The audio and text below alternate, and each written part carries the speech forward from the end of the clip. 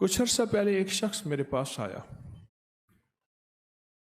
مجھ سے کہنے لگا میرے قرضے اتر گئے ہیں، بہت قرضے تھے اور وہ قرضے میرے نہیں تھے۔ میں نے ساری عمر اپنے باپ کو مقروض دیکھا، اپنے دادا کو مقروض دیکھا اور سنا ہے پردادا بھی اسی زندگی کی ترتیب میں چلا گیا۔ میں نے قرضے ہی قرضے دیکھے ساری عمر، اور میں سوچ رہا تھا کہ میری نسل بھی انہی قرضوں میں زندگی گزارے گی، میرے قرضے کبھی نہیں اتر سکتے۔ کہا کہ ایک عمل میں نے بہت ہی طاقت سے کیا۔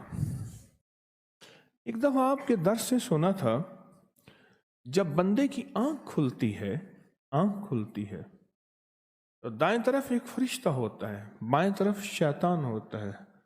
شیطان کہتا ہے دنیا کی فکر کر، مال کی، کاروبار کی، زندگی کی، نظام کی، کیا ہوگا، آج کیا ہوگا، کیسے ہوگا، کس طرح ہوگا، فلاں کام کا کیا ہوگا۔ اور فرشتہ کہتے ہیں اللہ کا نام لے، اللہ سارے کام بنانے والا ہے، اللہ بگڑی بنانے والا ہے، اللہ مسائل کو حل کرنے والا ہے، اللہ زندگی کی ناکامیوں کو دور کرنے والا ہے۔ اور کہا کہ بندہ اگر اللہ کا نام لے لیتا ہے تو پیشانی پہ ایک لفظ لکھا جاتا ہے جس کو غنی کہتے ہیں، اور اگر بندہ اللہ کا نام نہیں لیتا تو پیشانی پہ ایک لفظ لکھا جاتا ہے جس کو فقر کہتے ہیں۔ جس کو میرا رب فقیر کر دے، کائنات کی طاقت اس کو غنی نہیں کر سکتی۔ جس کو میرا رب منگتا کر دے، کائنات کی کوئی بندہ، امیر، رئیس، بادشاہ اس کو دے نہیں سکتا۔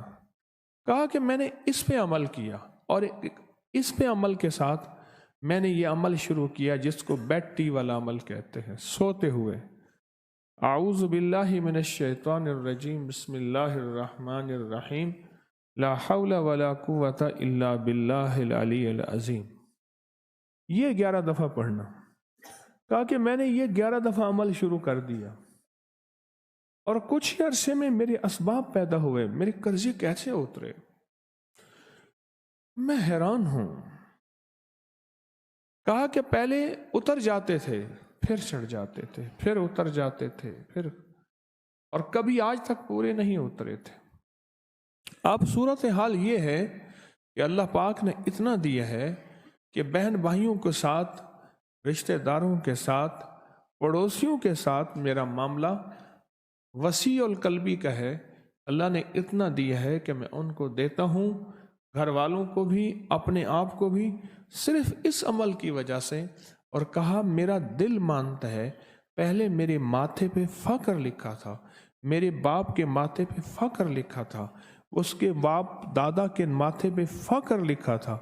اس عمل کی وجہ سے اللہ نے فقر مٹا کے مجھے غنی کر